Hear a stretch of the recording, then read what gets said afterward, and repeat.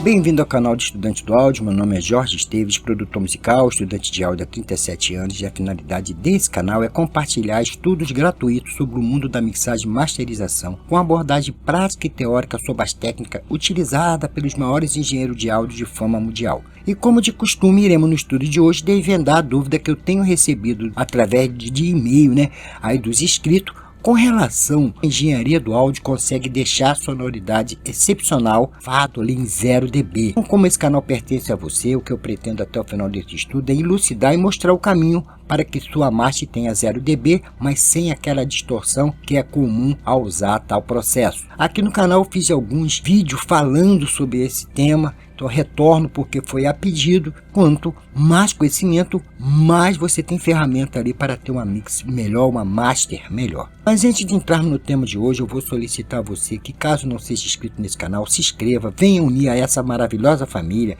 que tem como missão elevar a sua sonoridade ali final a um plano de uma mixagem perfeita, uma masterização perfeita.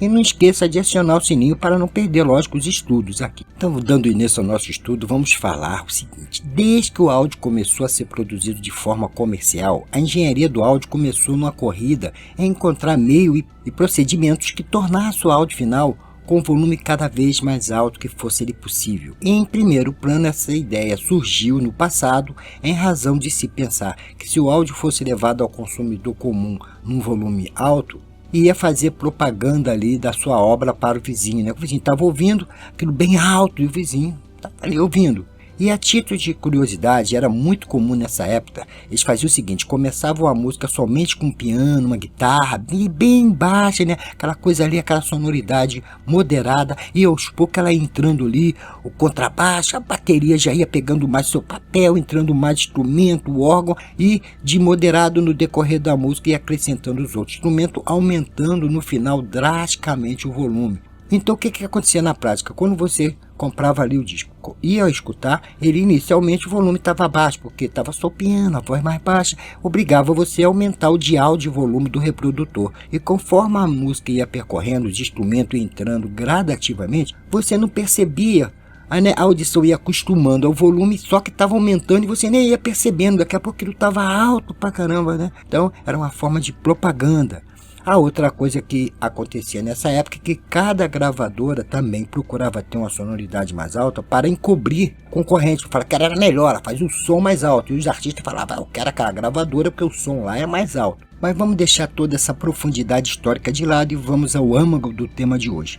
E o fato que não é segredo para ninguém, como já falei no início, que na produção musical nenhum áudio pode passar a barreira de 0 dB. E quando estamos falando em 0, não se aplica somente a unidade logarítmica de dB, mas também as novas metodologias de medição do volume do áudio, como acontece com dBVU, dB Full Scala, que é dBFS, o LUF, o LK Full Scala, ou seja, em qualquer escala, nada pode ultrapassar ao 0 dB, ao zero. Não é dB, Então, em qualquer escala, nunca ultrapasse ao 0. A gente até costuma sempre falar dB, porque é uma coisa que veio, Novas nomenclaturas são modernas, são dessa nova era agora. Então, sempre foi dB, por isso que a gente sempre fala dB. Mas aqui um canal voltado para o estudo, eu não vou só jogar aqui, não pode ultrapassar 0 dB e pronto. Não, vamos entender. A razão disso é que quando você está com sinal de áudio acima de 0, lógico que ele passa por uma conversão ali de digital para analógico, primeiro de analógico para digital, depois de digital para analógico. E o conversor irá reproduzir o sinal do áudio, mesmo se passar o valor dinâmico, ele não importa. Então, de qualquer forma, ele procura, grosso modo falando, puxar o sinal para o patamar com o volume que você colocou ali e não quer nem saber, ele vai e joga lá, mesmo que já tenha passado, ele vai jogar aquilo lá. E muitas vezes nesse processo, ele consegue o quê? Mascarar a distorção, porque o que acontece? Se o sinal já está lá em cima e os que estão lá embaixo tem que subir, então o que está lá em cima vai subir ainda mais, já está batendo lá no 0, ele vai subir ainda mais. Então o que acontece com esse que tá, todos esses sinais, que foi executado de forma dinâmica assim, mais forte, que esteja com os picos altos, ele vai distorcer e muitas vezes vai clipar. Então esse é o grande impasse quando você procura deixar o áudio no talo a 0 dB. E a natureza da faixa dinâmica de uma música, assunto que estudamos aqui há pouco tempo, né, diz que a música é movimento, ela tem que ter seu alto e baixo, e às vezes é o que acontece hoje em dia, né, como já disse aqui, aconteceu com as músicas que foi remasterizada do Michael Jackson, vocês querendo, não sei porque aumentar isso demais, vê que com os anos ela foi perdendo muito. Se você escutar a música lá no vinil, tu vai ver que ali respeitava essa escala, né, de dinâmica, e a música você via ali cada detalhe da música. Então os detalhes dos instrumentos percussivos ou dos instrumentos que tem a maior poder ali dinâmico da execução acaba se perdendo, que é o corte. Você só escuta as coisas que estão lá embaixo, que quando sobe não ultrapassa, não mascara, não distorce. Então a música ela tem os seus altos e baixos, estrófico, refrão, introdução, e isso tem que ser respeitado, porque certas partes vai ser necessária, como o refrão é mais alto, o estrofe é mais baixo. Então você tem que ter esse pensamento de olhar a coisa como um todo. Então quando você usa o limite, ele não quer nem saber, ele sai cortando e aumentando tudo. Se está ultrapassando, como eu disse, ele distorce, ele gripa, não quer nem saber. Assim ele age. Você mandou, ele cumpre, ele não pensa. É lógico que no mercado das ferramentas para edição do áudio, hoje nós temos ferramenta por exemplo, já estudamos aqui o WLM da Wave, que analisa o sinal completo e tenta usar uma automação para evitar essas distorções. Ele vê o áudio como todo, vê as partes mais altas dos picos, mais baixos, faz um estudo ali da metria de como seria o melhor para alcançar aquele índice, faz uma automação e você ali consegue manter a coisa de uma forma mais agradável. Mas o que importa no estudo de hoje, que é o motivo do estudo de hoje, é que os engenheiros de áudio, o que aconteceu? Eles descobriram que quando se procurava na sua masterização um limite de zero, a distorção acaba sendo algo inevitável. É inevitável, porque você não tem o controle, senão fica estranho. A pessoa, a bateria, todo mundo no mesmo volume ali, com os mesmos picos. Então existe essa dinâmica, isso que faz, como a música é movimento. Mas o que acontece? Muitas dessas distorções acaba por ficar inaudível ao ouvido humano. Então o que a engenharia de muito estudo, através de muito cálculo, descobriu?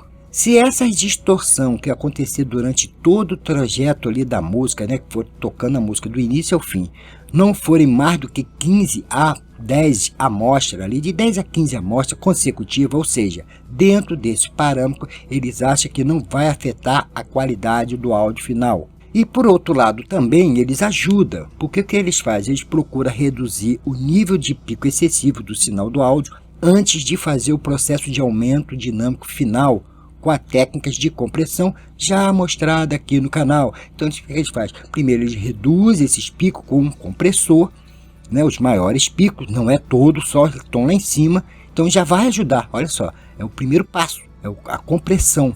Já foi explicado isso aqui. Então nesse ponto eu vou fazer até uma pausa para solicitar a você que, caso esse estudo esteja acrescentando algo ao seu conhecimento, meu irmão, minha irmã, deixe o seu like.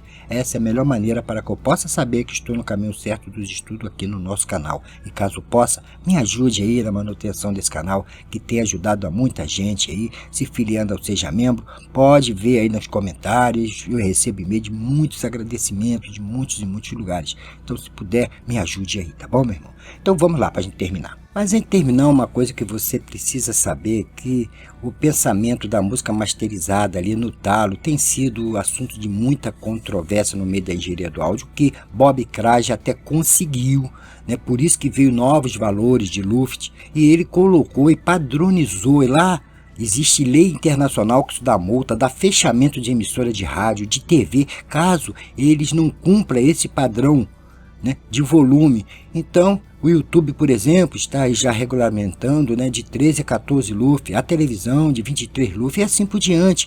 Então hoje também no canal já estudamos isso aqui, já foi exposto aqui tal assunto. Então existe essa preocupação, inclusive porque descobriram que essa teologia de botar a música ali a 0 dB no talo mata a música, gente, porque como você é só pensar, o que está lá em cima vai ter que subir mais, que você está subindo o que está embaixo para dar mais dinâmica. Então acaba tendo muita distorção, você perde toda a execução que o músico fez ali, dos detalhamento da música, embelezamento da música, está se perdendo a troco de nada, né? De volume. Você tem aí o seu dial, você aumenta, se você quer mais alto, você aumenta, não precisa já trazer a música com isso já de fábrica, já ali no talo, né? Então para que botão de volume?